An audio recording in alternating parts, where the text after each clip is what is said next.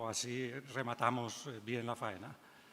He traído algunas cubiertas de las que guardamos en el Instituto Valenciano de Cultura, que tienen ustedes ahí en un par de vitrinas. Les invito a verlas luego, pero también me referiré a algunas de ellas, ¿no? Y espero que cuando acabe la charla algunas tapas también les suenen a ustedes, igual que me suenan a mí. Los aficionados al jazz, supongo que los aficionados a las músicas populares urbanas en general, siempre tenemos una gran fijación por la imagen gráfica de la música, y la imagen gráfica durante muchos años ha estado identificada con los discos. Bueno, voy a leer la conferencia porque no quiero irme por las ramas y así ustedes me lo agradecerán también. A lo largo de la segunda mitad del siglo XX, las tiendas de discos fueron también grandes almacenes de imágenes. La primera información que el potencial comprador recibía sobre un disco, incluso antes de oírlo, era visual. De que la cubierta le atrajera o no y de la información que le proporcionara, dependió muchas veces que se interesara por él y deseara adquirirlo.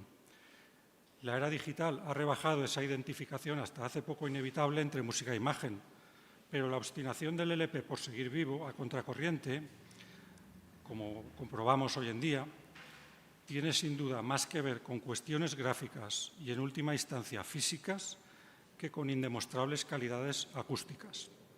Seguimos necesitando percibir el disco como una unidad conceptual y como un objeto visual, aunque hoy la mayor inversión industrial en imagen se la lleven los videoclips y las redes sociales, y el diseño gráfico, salvo excepciones, atraviesa una época discreta, intensificada por la amenaza de la inteligencia artificial, que también se ha puesto a diseñar discos, claro. La vinculación entre música grabada e imagen llegó, sin embargo, tras una larga andadura que permitió la aproximación de dos universos en principio desconectados. Y fue la publicidad quien consiguió esa alianza. Desde su aparición a finales del siglo XIX hasta el año 1939, las grabaciones comerciales de música o palabra carecieron sistemáticamente de envoltorios o cubiertas alusivas a su contenido, fuera cual fuera su soporte. Por citar los más populares en cada momento, el fonógrafo con sus cilindros de cera, que fue el primer soporte inventado por Edison, la pianola alimentada con rollos de papel que se introducían en un piano mecánico, y luego al fin el gramófono con los discos redondos que ya recordamos y los diferentes formatos que ha habido en torno a estos discos. Siempre en competencia. Habían unos que giraban de dentro para afuera, otros que giraban de fuera para adentro, hasta que digamos que se estandarizó el modelo que todos conocemos o recordamos quizá. Por ejemplo, la funda de un cilindro, esos cilindros de los que le hablaba yo, del siglo XIX, adornada con volutas y perfiles estilo Art Deco, podría confundirse con una caja de pastillas para la tos o con una caja de galletas. No había nada que lo identificara como un producto musical. En cuanto a los discos, una simple etiqueta bastaba para identificarlos. La económica funda de papel que servía para protegerlos apenas incluía una mención al comercio que lo vendía o al sello discográfico, tal vez una ilustración genérica que siempre era la misma, pero nunca una alusión singularizada a la música. Por ejemplo, este disco está metido en una funda donde vemos la noticia sobre el comercio donde lo vendían. O este hace referencia a un sello, pero era una funda donde dentro se podía meter cualquier disco, no importaba cuál, ¿no? Este tipo de envoltorio fue el más común en el disco sencillo de 78 revoluciones y le acompañó hasta su progresiva desaparición en los años 50 del pasado siglo. El disco este sencillo de 78 revoluciones es lo que se llamaba antiguamente disco de pizarra. Era un disco muy rígido, redondo, que si caía al suelo se podía romper en 1000 pedazos. Luego hicieron un plástico un poco más flexible que fue el que sirvió para fabricar LPs. Bueno, a comienzos del siglo XX, la publicidad aplicada a la música grabada se encontraba en un estadio evolutivo muy elemental y durante décadas nadie consideró necesario dotar de personalidad gráfica a cada disco en particular. Conforme pasaba el tiempo, sin embargo, el mundo de la publicidad y de la mercadotecnia aplicada a la industria musical evolucionó y preparó el terreno para la aparición de la cubierta discográfica. Las primeras grabaciones musicales no encontraron fácilmente un hueco en el mercado y las tiendas de disco, tal y como todavía las conocemos, son un producto reciente.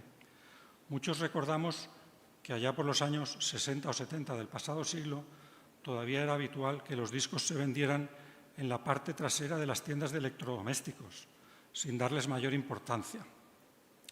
En el escaparate de un comercio de música grabada de la década de 1920 apenas se prestaba atención a los discos. Aquí lo tienen ustedes. Y en el interior de los negocios especializados durante muchos años, los discos permanecían prácticamente escondidos en anaqueles, como si fueran libros en una biblioteca. Van a ver ustedes lo que era el no va más de la tienda moderna de discos de la época. ¿Qué falta? Parece que faltan imágenes, ¿no? Según vemos en estas fotografías de esta modernísima tienda inaugurada en Nueva York, la imagen todavía no se consideraba necesaria para vender discos. La tienda era bonita en todo caso, pero podía haber servido para vender mantas también. Precisamente a finales de los años 30 del pasado siglo, la industria discográfica estadounidense trataba de recuperarse de una gran crisis, consecuencia de la depresión económica y de la tremenda competencia de la radio. La batalla por el incremento de las tiradas, la rebaja de precios, la búsqueda de nuevos artistas y la reconquista del mercado obligaba a los sellos discográficos a un esfuerzo de imaginación. Aquí vemos alguna tienda un poco más moderna, donde empiezan a ver ustedes que hay ya alguna imagen, empieza a verse alguna imagen.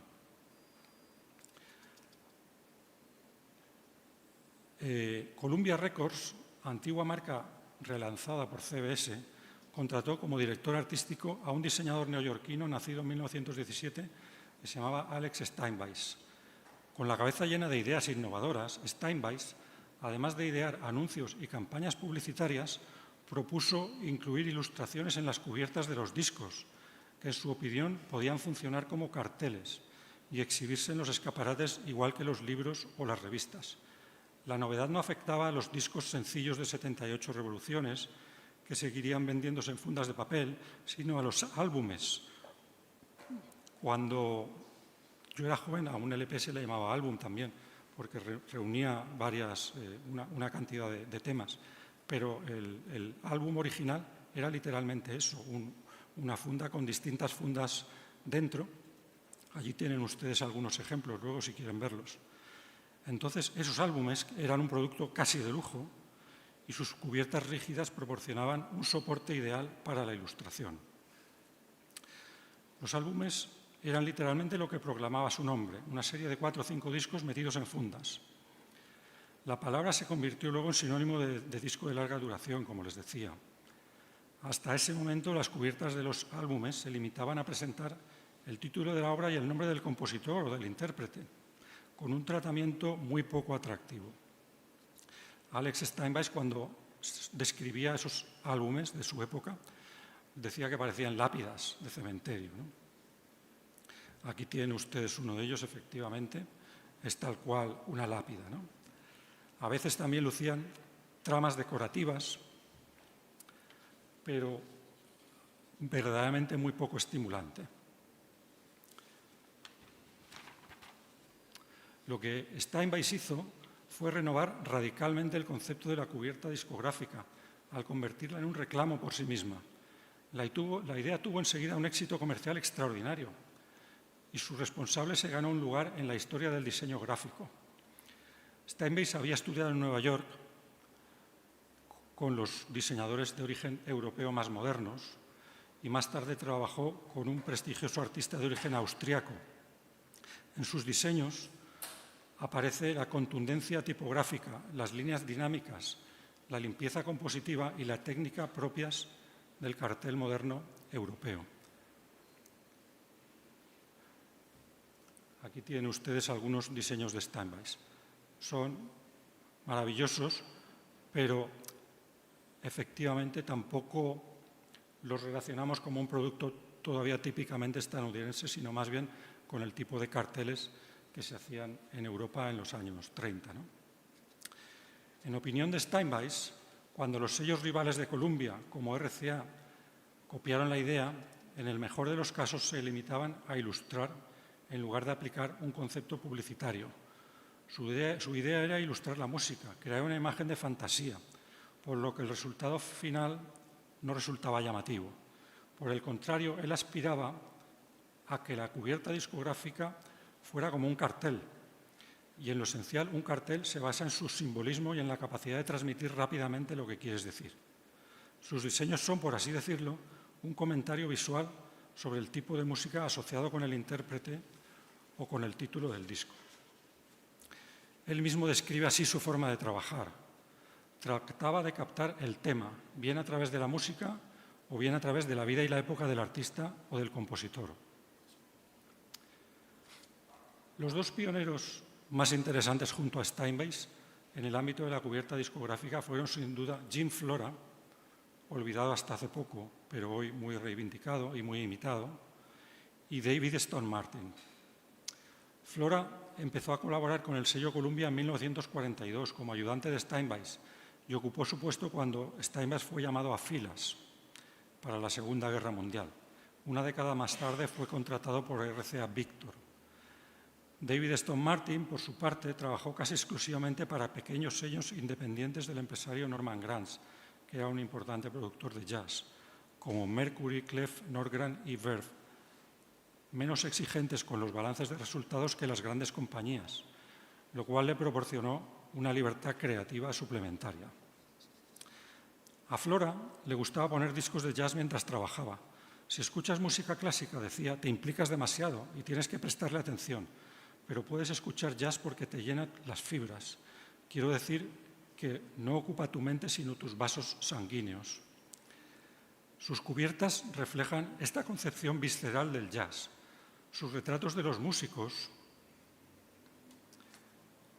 no buscan ningún parecido y sus ilustraciones, aunque pobladas de elementos reconocibles del género, son fantasiosas y antinaturalistas, evocadoras de la alegría propia del jazz clásico. El estilo de Flora es una abigarrada combinación de influencias tan diversas como el arte tradicional mexicano, el cómic y la pintura de Paul Klee o Vasily Kandinsky.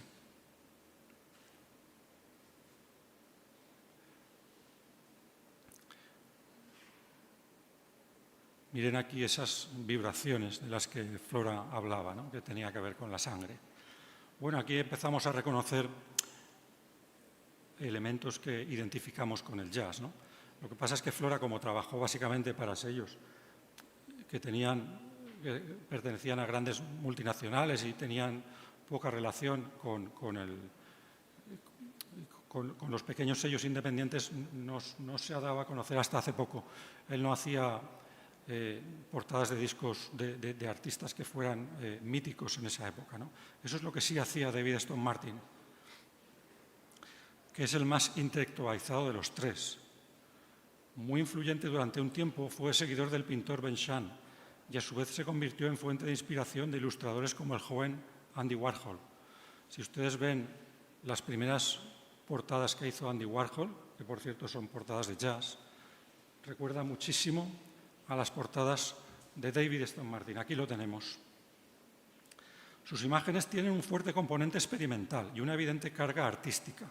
Unas veces rozan la abstracción, otras hacen gala de un humor paradójico y cuando se refieren al contenido del disco es habitual que sea de forma muy indirecta, con claves para iniciados. Por ejemplo, representando a los músicos por medio de sus seudónimos o sus hábitos. Aquí tenemos un disco de Johnny Hodges. A Johnny Hodges le llamaban The Rabbit, entonces es por esto que pone conejos, ¿no? Martin gustó de modelar con los cuerpos de los músicos y las siluetas de los instrumentos nuevas figuras de inusual expresividad y sacó un tremendo partido a elementos ornamentales como las volutas y las franjas de color, y también logró efectos impactantes cuando trabajó sobre la perspectiva. Vamos a ver, he tratado de reconstruir una forma de trabajo de Stone Martin, ¿no? Aquí vemos una foto de un músico de una de las orquestas de la época, en la posición en la que estaba sobre el escenario, y él tiene la brillante idea de invertirlo y proyectarlo sobre esta tremenda perspectiva de tal manera que parece que cuelga del cielo, ¿no? en medio de una sala de unas dimensiones colosales, y eso crea una sensación realmente llamativa. Y luego desarrolla un poco más la idea y proyecta esta especie de ángeles saxofonistas que seguramente ustedes reconocerán, si no la portada sí, ese estilo, porque al haber trabajado para sellos como Verve y compañía, con artistas como Ben Webster, Lester Young o Johnny Hodges, pues son portadas que han circulado. Ni Flora ni Martin fueron unos publicistas tan ortodoxos como Steinway. Las mejores cubiertas de ambos no se proponen llamar la atención del comprador mediante un comentario visual acerca de la música o el título del disco, como hacía aquel, sino que trataban de provocar sensaciones complementarias y paralelas a las que suscita la música, cuya conexión con un disco en concreto no es fácil de percibir en el caso de que exista. Esta arriesgada aproximación al género cabe calificarla de visionaria, pues llegaría a convertirse en procedimiento habitual de los diseñadores más creativos 20 años después, en los 60, con la irrupción de una nueva generación de artistas gráficos que trabajaron en el campo de la música pop. Actualmente, el diseño discográfico, desde mi punto de vista, continúa moviéndose entre esos dos extremos: la interpretación y la anticipación de contenidos, que es lo que hacía Steinway, y la provocación de estímulos visuales, que es lo que hacían Flora y David Stone Martin. Bien, una de las características que más nos llaman la atención en estos diseños de los años 40, cuando la cubierta discográfica todavía se estaba encontrando a sí misma, es la ausencia de tratamientos distintivos para los distintos géneros musicales. Los diseñadores aplicaban su oficio a la ilustración de cada disco como si se tratara de resolver un problema singular. En la mayoría de los casos carecían de un canon iconográfico al que acogerse. Vistas hoy en día, muchas de aquellas cubiertas nos producen una sensación de desconcierto, de desubicación, incluso de arbitrariedad, por esa falta de referencias. Estaban todavía tratando de encontrar las claves del género, el género cubierta discográfica, ¿no? Por ejemplo, ese disco volador sobre el que navegan como en una bandeja de canapés varios motivos presuntamente fineses, ¿no parece más un disco de pop que una colección de melodías de Sibelius? A mí, por lo menos, sí que me lo parece, ¿no? Difícilmente pensaríamos en esto hoy como en un disco de música clásica. ¿O qué tiene que ver el rigor formal del constructivismo y las bioformas surrealistas, esa especie de aguacate, con la calidez que atribuimos al calipso y a sus ritmos afrocaribeños? Pues desde mi punto de vista tiene poco que ver, ¿no? La portada es chula, pero se nota que todavía no han dado con la clave de cómo conseguir que en un primer golpe de vista el comprador sepa de qué tipo de música se trata. Por supuesto, ninguno de nuestros tres pioneros se preocupó, al menos en la primera etapa de su carrera, por hacer distinciones iconográficas entre los distintos estilos de música. El jazz, el folclore, el blues, la música clásica o la música ligera recibieron en sus manos el mismo tratamiento. Su obra, sobre todo la de Flora y Martin, es artística en el sentido de que se identifica inmediatamente como una obra personal, realizada por la misma mano. Vemos esto, inmediatamente sabemos que es un Flora, pero, en este caso es música clásica, podría ser cualquier otro género. Distinguimos el estilo y solo más tarde vemos de qué música se trata, para lo cual hemos de leer el título del disco o el nombre del intérprete. Aquí tenemos música clásica de David Stone Martin, Nocturnos de Chopin. y aquí tenemos una Bohème de Steinway, ¿no? La primera música que tuvo una imagen claramente establecida, creo yo, fue la que llamamos clásica, precisamente, seguramente porque se trataba ya de un género muy codificado y consolidado, tanto en sus aspectos musicales como sociológicos, con un público bien definido, unas formas y unos lugares de consumo perfectamente asentados y una escasísima permeabilidad con otros géneros. Entonces, aquí tenemos antiguo, pero un tipo de disco que podemos identificar, incluso esa franja amarilla, muchos la identificaríamos ya con la franja amarilla que durante tantos años se relacionó con el sello Deutsche Grammophon, ¿no?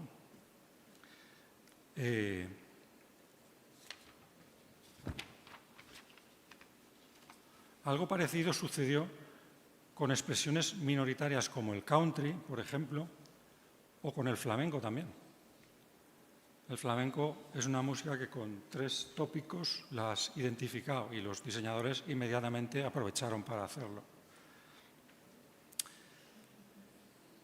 Las cubiertas de música clásica diseñadas por Steinway para Columbia Records nos resultan de una modernidad insólita en comparación con la estética pictoricista y conservadora adoptada por estos otros grandes sellos del momento, donde encontramos ya casi todos los elementos diferenciadores que han constituido durante décadas la identidad iconográfica de este género musical. Pero las emergentes músicas ligeras, en cambio, se encontraban en los años 40 del pasado siglo en un momento de efervescencia, diversificación y búsqueda de identidad, entre ellas el jazz. El rock no había aparecido todavía. El blues apenas comenzaba a apuntar como algo más que la música folclórica de una minoría racial. El jazz estaba en una etapa de asentamiento y también de cambio, de ruptura estilística y de implantación entre las clases medias urbanas bajo el disfraz civilizado del swing. La enorme diversidad de soluciones visuales aplicadas a los discos prácticamente iguales indica sin duda libertad creativa, pero también una gran carencia de códigos gráficos. Sin embargo, la década de 1950 acarreó la expansión definitiva de la industria discográfica y fue esto apoyado en una serie de innovaciones tecnológicas. En 1948, Columbia Records lanzó al mercado el disco microsurco de larga duración. Este disco era más económico y además, en vez de girar a 78 revoluciones por minuto, como los discos antiguos, giraba a 33, con lo cual también se podía introducir más música en el disco. Y luego RCA, en 1949, lanzó el disco de 45 revoluciones por minuto y 7 pulgadas, lo que hasta mi generación se llamaba discos singles. Hoy no sé si se sigue llamando single alguna cosa. Allí también hay algunos singles que ustedes quizá podrán reconocer. Estos formatos fueron adoptados enseguida por todas las compañías y se convirtieron en unos estándares. Y en unos estándares, además, que duraron varias décadas. Todavía se siguen fabricando al menos LPs, ¿no? El microsurco de 10 pulgadas, que luego pasó a 12, permitía que los discos contuvieran hasta 15 minutos de música por cara, algo insólito hasta ese momento. Y los nuevos plásticos utilizados para la fabricación de los discos eran más ligeros, más económicos y reproducían el sonido con mayor fidelidad. El antiguo álbum, aparatoso, caro y pesado, añadiré yo, podía pasar a la historia. Similarmente, el envoltorio ideado para este formato, sobre todo la del disco de 12 pulgadas de diámetro, ofrecía una potencialidad visual que las compañías sabrían aprovechar. Todas estas circunstancias facilitaron un enorme desarrollo del mercado musical y acarrearon la progresiva adopción de soluciones gráficas más estandarizadas y convencionales, dicho sea en el mejor sentido de la palabra. El perfil vanguardista e ingenuo de la obra de los pioneros casi desaparecería en nuestra nueva etapa de expansión industrial. La ilustración perdió peso a favor de la fotografía y el retrato del intérprete comenzó a convertirse en el recurso más habitual de la cubierta discográfica. Ello, unido a estrategias publicitarias consecuentemente más sofisticadas, supuso la llegada a lo que podríamos llamar la edad de madurez de la cubierta discográfica. Me van a perdonar que creo que me he saltado algunas cubiertas. Ah, no, vienen luego, menos mal. Con la música clásica anclada en una imagen convencional y el rock todavía modesto y marginal en su expresión discográfica, el jazz siguió siendo en los años 50 el género más fecundo y más creativo desde un punto de vista visual. En esta etapa asistimos a los primeros intentos de distinguir gráficamente los diferentes estilos que habían ido apareciendo desde su nacimiento. Mientras que David Stone Marty todavía creaba cubiertas intercambiables entre sí para músicos tradicionales como Louis Armstrong o innovadores como Charlie Parker, algunos diseñadores más jóvenes llegados con el bebop ya trataban de buscar fórmulas para la singularización iconográfica del género, por ejemplo, representando la nueva música con dibujos evocadores de arte de vanguardia, con trazos de una abstracción casi radical o incluso paisajes surrealistas. Aquí tenemos un dibujo de la abstracción casi radical de la que hablaba y aquí un paisaje evidentemente surrealista. Pero ninguna de estas soluciones gráficas se impuso. Evidentemente no era fácil identificar la música con esas alternativas, quizá un tanto radicales, y quedaron en el camino como modelos sin continuidad. Aquí tienen ustedes un término medio entre lo que serían esas formas que pueden recordar en el mundo del arte a Joan Miró o al escultor Henry Moore con la fotografía. Este es un disco del sello Blue Note, pero los primeros diseñadores de Blue Note todavía estaban a camino entre la nueva tendencia fotográfica y lo que se venía haciendo antes. En cambio, una de las asociaciones visuales más generalizadas y exitosas todavía presentes en nuestros días es aquella que identificó el jazz moderno con los paisajes urbanos. Lo que Steinway y otros pioneros ya apuntaron en tiempos del álbum de 78 revoluciones se consolidó como tendencia en la época de esplendor de la cubierta fotográfica. El tema de la ciudad invadió las cubiertas, igual que el cine negro abandonó los estudios y se lanzó a la búsqueda de los grandes espacios metropolitanos, en las películas de Elia Kazan, Samuel Fuller o Gilles Dassin. La contundencia rítmica y la opulencia sonora del jazz de esa época ha quedado ligado para siempre a la arquitectura de los rascacielos y a elementos gráficos propios de la vida urbana, como la señalización callejera, el graffiti, las luces de neón, los rótulos comerciales. No es casual que el jazz, durante muchos años, haya sido incluido por los etnomusicólogos entre las llamadas músicas populares urbanas, poniendo el acento precisamente en su cualidad urbana.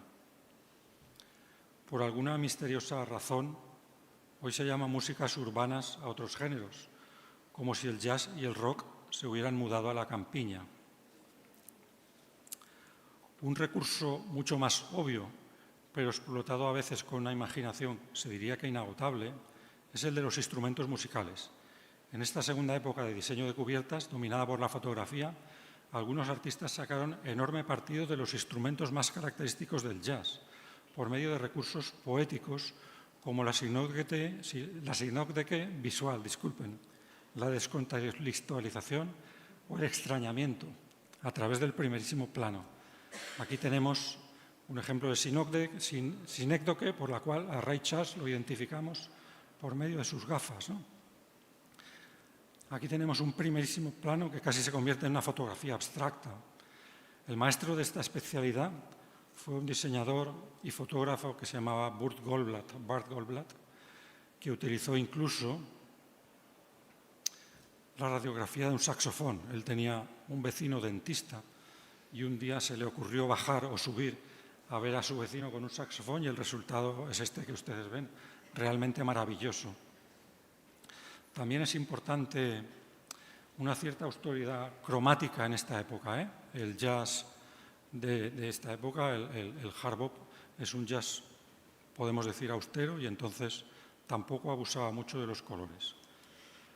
Siguiendo con Goldblatt y con esa representación de la parte por el todo, Aquí tenemos, a mí me parece un poco amenazadora, ¿no?, esta sucesión de bocas de Carmen McRae que parece que van a mordernos, pero evidentemente es una cubierta muy brillante. Con el paso del tiempo, la asociación de un estilo de jazz con una determinada clase de imágenes se afinó más todavía, hasta el punto de incluir un uso intencionado también de la tipografía, de las letras y sus potenciales valores expresivos. Quien mejor lo hizo fue el diseñador Reid Miles, que trabajó sobre todo para el sello Blue Note y que consiguió que la forma de disponer los textos y el tipo de letra elegido resaltaran por sí solos, con insólita elocuencia, determinados rasgos estéticos asociados con el estilo hard bop de los años 50 y 60.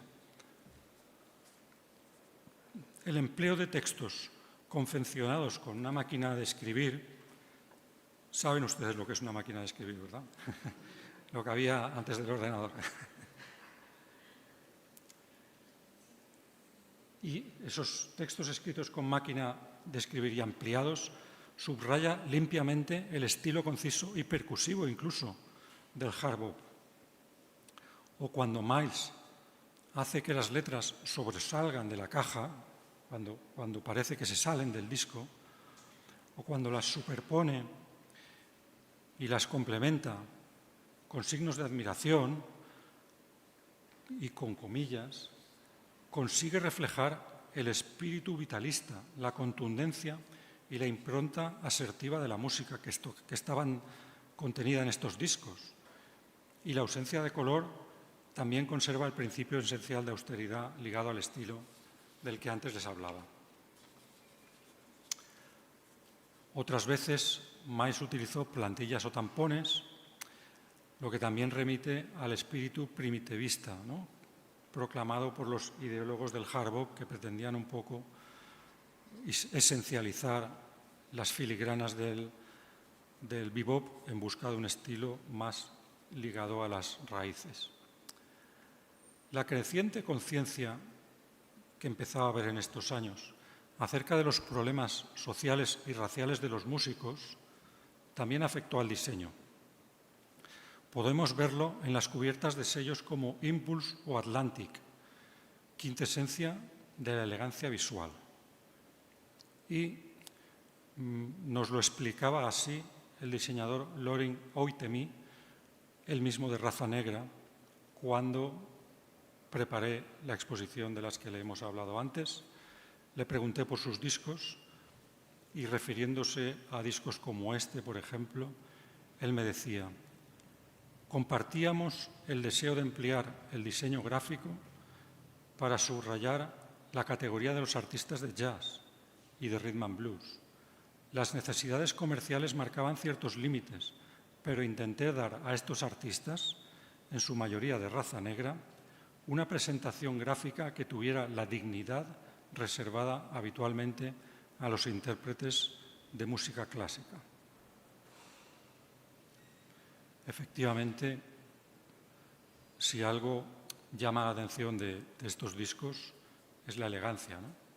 Entonces, en esos momentos no era trivial decir que los músicos de jazz tenían una dignidad y un estatus artístico importante.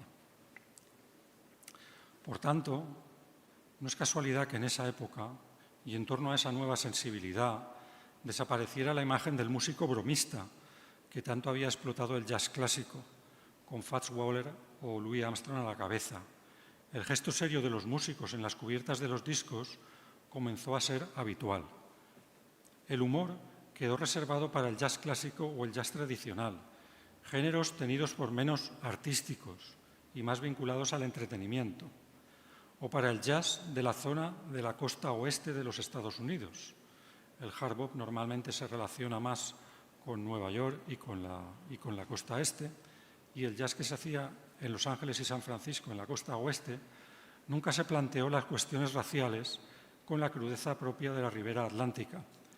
Es conocido, por ejemplo, aquí tiene algunos ejemplos, ¿no? la incorrección política que hoy nos llama mucho la atención, en esa época era lo normal. Es conocido, digo, el malestar que experimentó el saxofonista neoyorquino Sonny Rollins cuando grabó un disco en California y tuvo que aparecer en la cubierta disfrazado de vaquero. A él esto no le hacía gracia, él quería tener otra imagen. A nosotros nos gusta, pero hay que entender cuál era toda la serie de connotaciones que podía haber detrás de esta clase de diseños, ¿no? En esta época acabó de establecerse la iconografía básica del jazz moderno. Respecto a la estética del jazz surgida de estos discos, cabe decir que menos es más. El blanco y negro o el bitono tienen tanto o más valor expresivo como la fotografía a color. Y en los modelos prima la austeridad gestual sobre la dramatización, la exhibición de los instrumentos como señas de identidad, el paisaje urbano como entorno idóneo e incluso se prefieren las tipografías más neutras, de palo seco, las tipografías de palo sobre las letras de fantasía, para los títulos de los discos y los nombres de los intérpretes. En los discos de músicos más jóvenes, como estos que les voy a mostrar ahora, que son 20 o 30 años posteriores, se sigue practicando este estilo y comprobamos hasta qué punto estas referencias iconográficas se han convertido en un clásico y se siguen utilizando con éxito. Los instrumentos, el ambiente urbano, el tipo de letra austera, los paisajes de la ciudad, la falta de color. Las referencias iconográficas de un estilo bastante codificado como el hard bop son muy reconocibles, según vemos, y apenas se han modificado. Otro tanto podríamos decir respecto a estilos igualmente sólidos como el Dixieland. Sin embargo, la llegada del jazz rock supuso un aluvión de imaginería indistinguible de la música pop y las sucesivas crisis del jazz han acarreado búsquedas de una nueva identidad. Por ejemplo, cuando Miles Davis empezó a experimentar con la fusión eléctrica, con el jazz, con el rock, la cubierta de un disco fundacional de esa época, el Beaches Brew, es obra del pintor Matty Clarkwain, que era un pintor ligado al movimiento hippies, creo que vivió también en Ibiza, Formentera, hacía portadas para Santana igualmente, ¿no? Entonces, el aspecto de esta portada de Miles lo relacionamos más con ese movimiento psicodélico que con la música de jazz que conocíamos hasta el momento. Pero claro, también la música en este caso empezaba a ser otra cosa.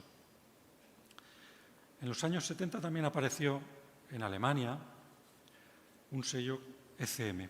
Quizá ustedes lo conozcan, sobre todo el artista de jazz más conocido, quizá y más habitual sea Keith Jarrett, pero también Pat Metheny ha grabado muchos años con ECM. Y bien, el caso de este sello alemán es paradigmático, porque su apuesta por un jazz, podríamos decir, impresionista, frente a las corrientes más raciales y expresionistas estadounidenses, por un jazz abierto a las influencias del folclore y de la música clásica europea, tuvo también su peculiar traducción visual,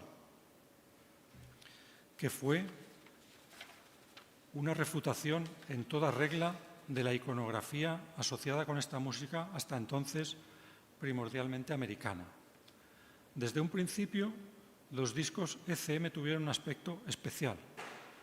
Estemos en las antípodas de lo que hasta entonces ha caracterizado a las cubiertas de jazz, ya sea las fotografías de músicos tocando con sus instrumentos a cuestas, las composiciones contundentes de Ray Miles y otros artistas gráficos, el cómic, los guiños humorísticos o narrativos. En ECM no hay nada de esto. Hay dibujos sencillos, a modo de bocetos, pictogramas primitivos, signos que parecen orientales, ¿no? Fotografías líricas, sin relación evidente con la música, forman parte de los recursos habituales en el sello.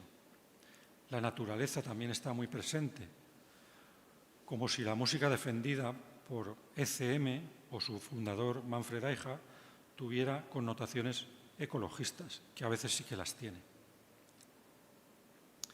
Y cuando las cubiertas son estrictamente tipográficas, la neutralidad de la letra en dimensiones siempre calculadas, más clásicas podríamos decir, y la elección de colores fríos elimina cualquier atisbo de expresionismo. Esto no tiene nada que ver con las cubiertas que hemos visto antes escritas a máquina y con esas letras que desbordan, ¿no? Esto es una composición perfectamente fría, suiza, ¿no? La calculada neutralidad y distanciamiento del sello llega al extremo de que resulta muy difícil diferenciar el estilo de los diferentes grafistas empleados en él. Había muchos que trabajaban para ECM, pero había un estilo del sello que era lo que se imponía, y entonces todos, digamos que continuaban escrupulosamente en esta línea. Por tanto, la evolución de la imagen del jazz es una demostración de la hipótesis de que cuanto más definido y más cerrado es un estilo, su imagen es también más identificable y canónica, y viceversa. Cuanto más se mezclan entre sí los estilos, más difusa e imprevisible es su imagen. Hoy en día en el jazz hay sitio para todo. Es una música flexible y sin fronteras, con todo lo bueno y lo malo de ello. Consecuentemente, también su imagen es muy permeable y las cubiertas de las últimas estrellas del jazz comparten la estética de la música pop. Esta cubierta de un disco de Brad Mehldau podría ser de cualquier grupo indie, ¿no? Y desde luego nunca Dexter Gordon ni Duke Ellington hubieran salido orinando en sus discos, ni por delante ni por detrás, ¿no? Es esa clase de rupturas que se permite el pop, pero bueno, en este caso estos artistas que no son de pop lo han asimilado y lo aprovechan, ¿no? O esta imagen de The Bad Blues, ¿no? Son cubiertas que nos cuesta identificar como jazz, porque también en algunos casos es un jazz que está a medio camino de otras cosas. Y quiero acabar dejando una cuestión en el aire. Me pregunto una y otra vez por qué unas soluciones visuales parecen más apropiadas que otras para un determinado género musical. ¿Por qué determinadas fórmulas iconográficas se impusieron sobre otras? A veces la cosa no tiene ningún misterio. El triunfo de un grupo o de un artista convierte su estética en un modelo canónico y los que vienen detrás la imitan. O la línea gráfica de un sello particularmente original o novedoso se acaba contagiando a los demás sellos discográficos. Pero en numerosas ocasiones hay que admitir que la imagen escogida para ilustrar la cubierta de un disco comparte de manera evidente o intrincada valores y connotaciones con la música que contiene. Por ejemplo, la música clásica reclama paisajes bucólicos, reproducciones de cuadros del Louvre o del Prado. ¿Por qué? Yo no llego a saberlo. ¿El jazz moderno exige siempre un guiño intelectual? No lo sé. Quizá podría hacerse otra cosa. Es difícil romper con las costumbres, ¿no? Pero, ¿cómo empezó esto? ¿Qué tiene que ver? Esta es la gran pregunta. ¿Qué tiene que ver el heavy metal con los vikingos? Yo verdaderamente creo que nadie de nosotros ha escuchado nunca la música que hacían los vikingos y seguramente se parecía poco al heavy metal, pero ¿por qué todos los heavy metal tienen que aparecer cuernos o cascos? Para mí esto es uno de los grandes misterios de la iconografía musical, ¿no? En este terreno resbaladizo todavía hay mucho que discutir, que debatir y probablemente que inventar. Queda mucho trabajo para los diseñadores que vengan y ojalá que continúe la música dando de comer a los diseñadores y a los músicos de paso. Muchas gracias.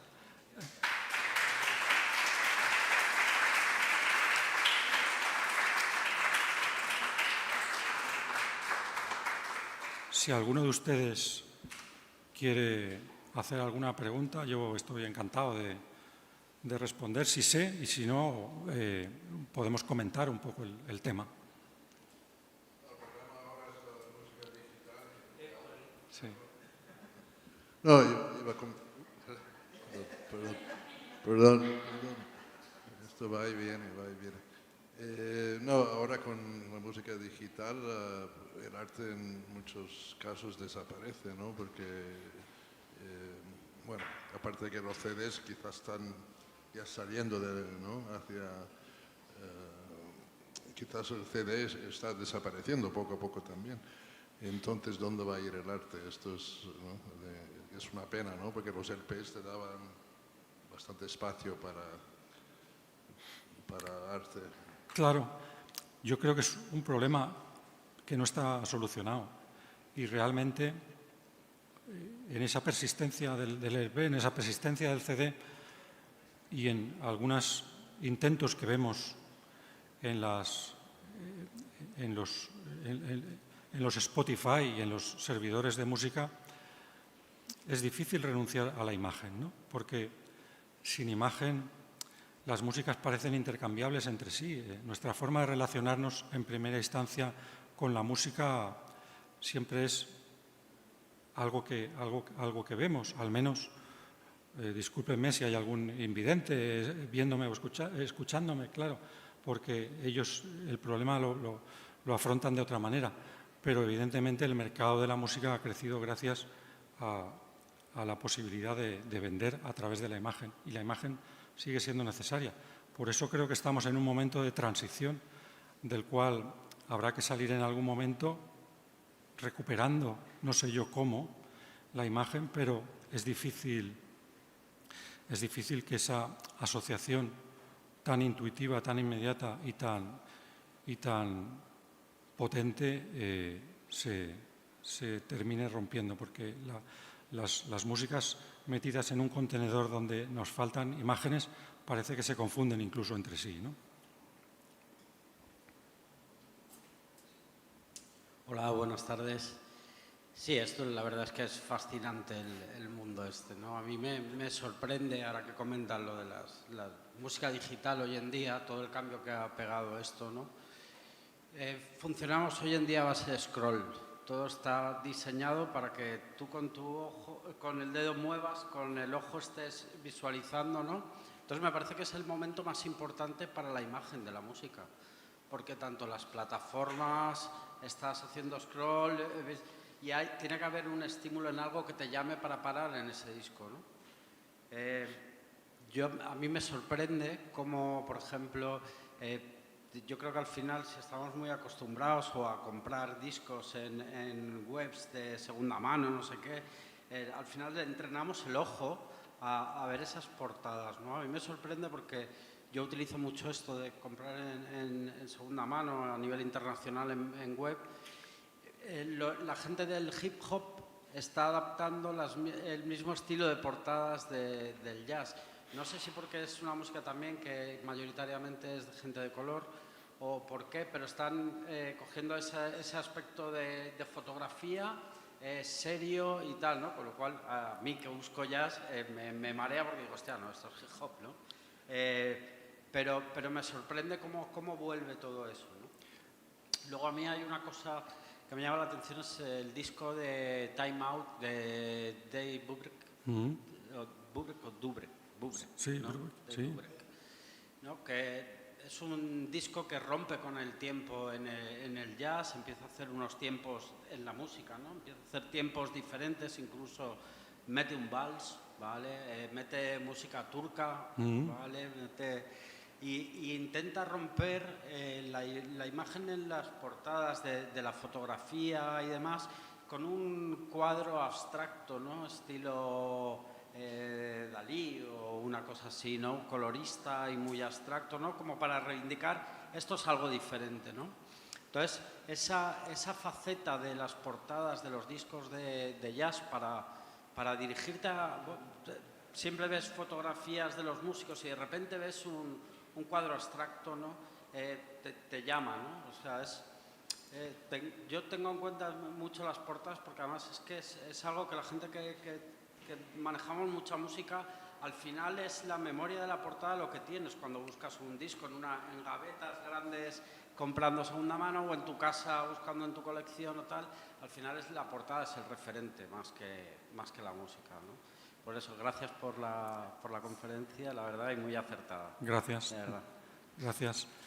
La verdad es que todos tenemos inevitablemente música en el ordenador, pero a mí la música que tengo en el ordenador se me confunde y al final no es la música a la que acudo para escuchar. Necesito algo un poco más orgánico. No sé si será un problema generacional, pero uno identifica un determinado tipo de música con una imagen. Luego, además, el disco LP permitía crear un concepto acabado, ¿no? Tenían, vamos a decir, argumento, muchos de esos discos, ¿no? Y eso ayudaba. El mismo disco de Dave Brubeck que tú citabas era un disco que tenía como argumento, por así decirlo, pues la búsqueda de ritmos no tan habituales en el jazz en ese momento, ¿no? Sobre todo el 5x4 de Take Five. Quizá no he insistido yo lo suficiente en que, aunque los pioneros de los que he hablado al principio, Alex Steinweiss y Jim Flora, trabajaban para CBS, Columbia o RCA, que son multinacionales, casi todos los diseños que hemos visto luego más innovadores sucedían en sellos independientes. Y eso pasaba porque los sellos independientes eran propiedad de gente que eran auténticos aficionados a la música y que quizá estaban dispuestos a correr más riesgos y estaban entregados a un determinado género.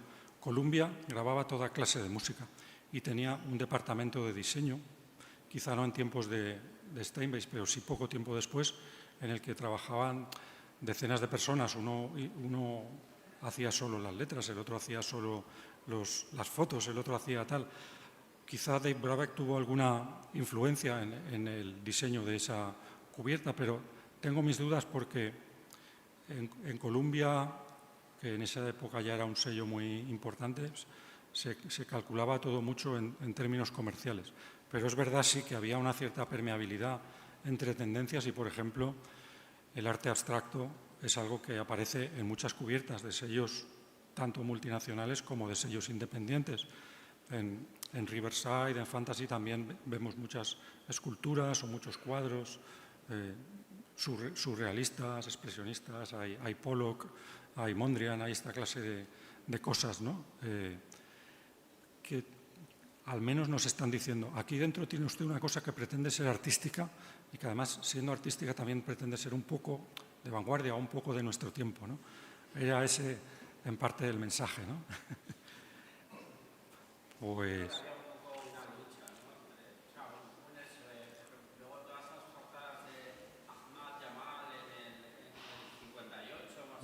negras, solo por el nombre, ¿no? Como diciendo, vale, quiero romperlo, ¿no? Creo que detrás de las portadas es imposible que lo sepamos si no nos trasladamos a esa época, ¿no? Claro. Pero creo que debió de haber algo más, ¿no? De mi sello personal, no sé. Aparte de que fueran estas grandes tendencias de las grandes compañías discográficas, ¿no? Sí, de hecho hay diseñadores como Stone Martin, que prácticamente solo dibujaba, pero es lo que yo he definido al principio como un diseñador artista, y eso es la excepción. Normalmente los diseñadores eran flexibles porque tenían que ganarse la vida.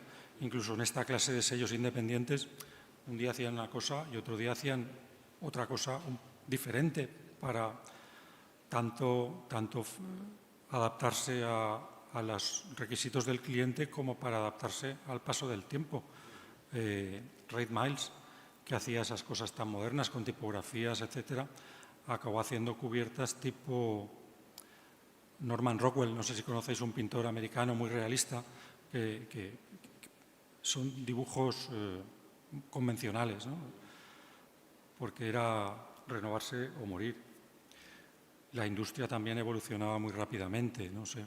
Antes hablábamos de un disco de Thelonious Monk donde aparece Thelonious Monk tocando el piano en una especie de granero, donde hay un nazi atado al fondo del granero.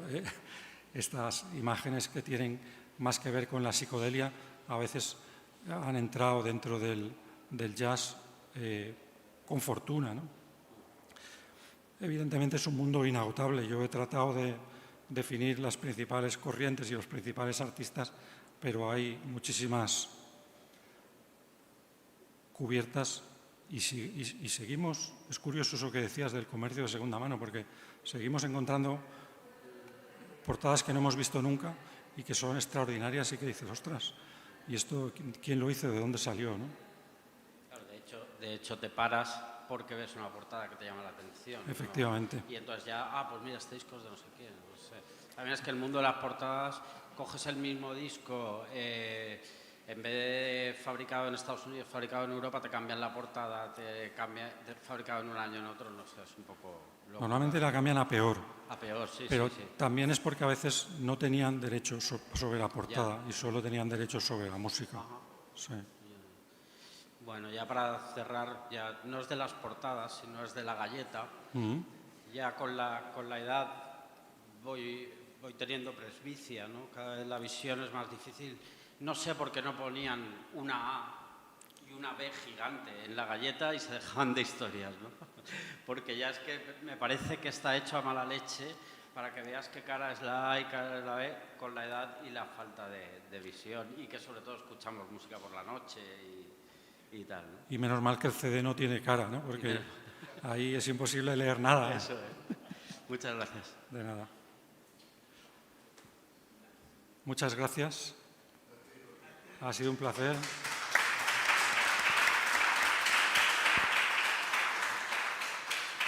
Y les invito a echar un vistazo a los discos que hay ahí. Ahí hay álbumes, LPs de 10 pulgadas, LPs de 12 y singles de 45 revoluciones.